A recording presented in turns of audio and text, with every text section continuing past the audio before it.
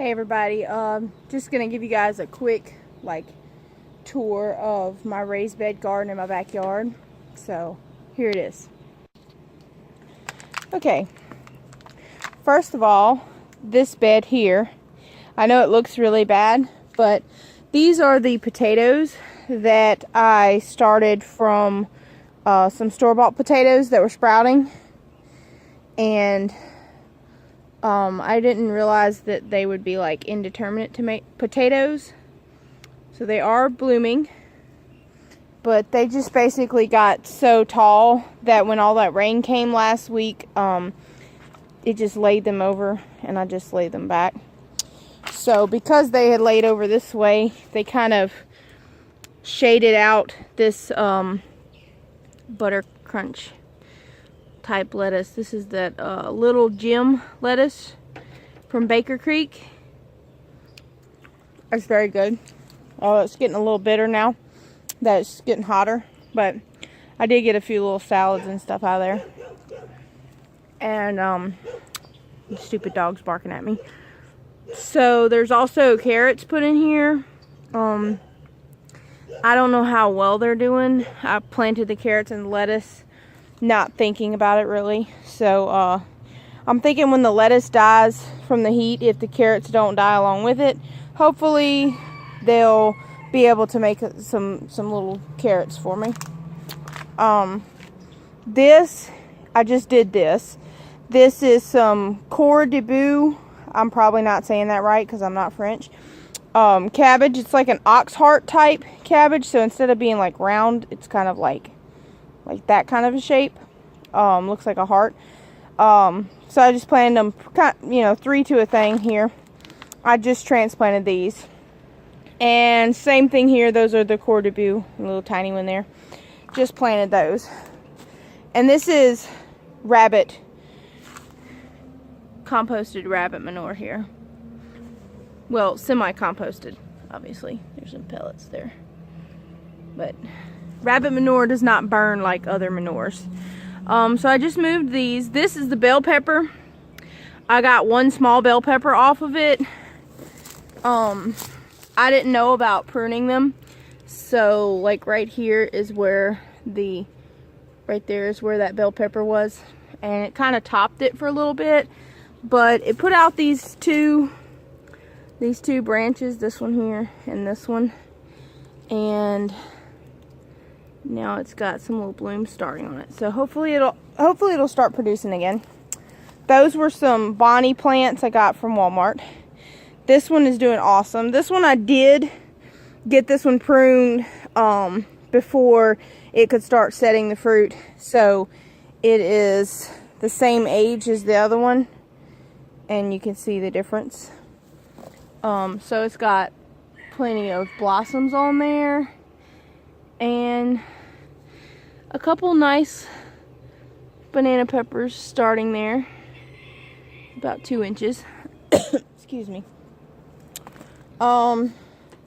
This one here, this is my Swiss chard. I've never grown Swiss chard before. I was actually watching Justin Rhodes, and he kept talking about it, and I've never tried it before, so I was like, hey, let me try this and see if it's any good. It's actually pretty good. It's just like a green, like you saute it, cook it up in an omelet like you would kale or spinach or something like that.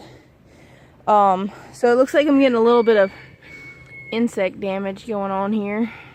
But, yeah, they're pretty good. So ideally you wouldn't plant them this thick. I had never planted it before, so I just planted it relatively thick because I didn't know what it was going to do in here. And then that's a marigold, well, 2 marigolds there that I transplanted. And then there was a little marigold here that I'm not sure what happened to it, but it looks like it got burned by the sun. So, and then I had an extra Brussels sprout and I planted it right there. So those are doing great. Then I have my Roma tomatoes. These are the Bonnie plants also. And I have my first blooms open on my tomatoes. There we go. So you can see how many blooms this thing's got. That's quite the cluster there. 4, 5, 6, 7 in that cluster. So these are actually in pots with potting soil and rabbit manure mixture soil, and then the straw mulch, which has done really well for keeping like the bottom leaves from getting like a whole lot of disease on them. So that's like the first one I've seen actually with any kind of disease on it. And then here's the other one. This one actually has 2 bases, right there and right there. But by the time I realized that it did and that that was not good, it was kind of too late to try to prune it. So, but I have pruned this one, and this is actually a sucker, but it's got some nice blossoms on it. I'm not sure if these Romas are determinate or indeterminate, so after I finished pruning kind of like the bottom, that one was trying to root. After I finished pruning the bottom to keep it from getting any disease, I decided I'm just gonna let from like here up just go. So I have plenty of blossoms coming on this. And actually, I don't know if you can see that. Looks like a little aphid on there. Yeah, it won't zoom into that.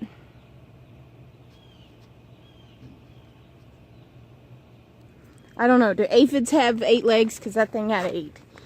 So, those are doing really well. And the mulch keeps them watered. They don't really dry out, so we're going to see if that helps with the blossom end rot that I've been plagued with. And then over here, the little basils that I thought were going to die are like crazy huge, and this one finally went to flower. I pinched it off a few times trying to keep it from doing that, but it didn't work. All 3 of these, if you remember from any of the previous videos, all 3 of these came out of the same pot, one of the Bonnie plants. And I just left them. So then over here is this humongous jungle. I know the sun is in the camera, but this is huge. This is the rattlesnake pole bean from Baker Creek. And just look at that leaf. Look how huge.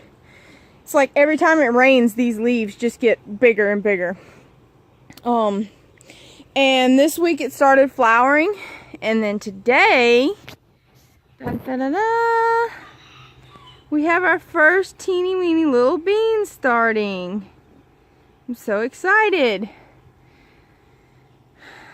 This is just like this crazy thing. And then this one was so long it was trying to get on this clothesline, so I just put it on it. So, I have potatoes in there, which I will leave those potatoes in there. They should be fine until the beans get through, and then I'll chop it all up together and just add to that and kind of compost it. Then here is my blackberries. I bought these little starts from Baker Creek, but they're not doing very well, which is kind of depressing. I've never really had problems with blackberries, but for some reason they have like this brown rust looking stuff on them.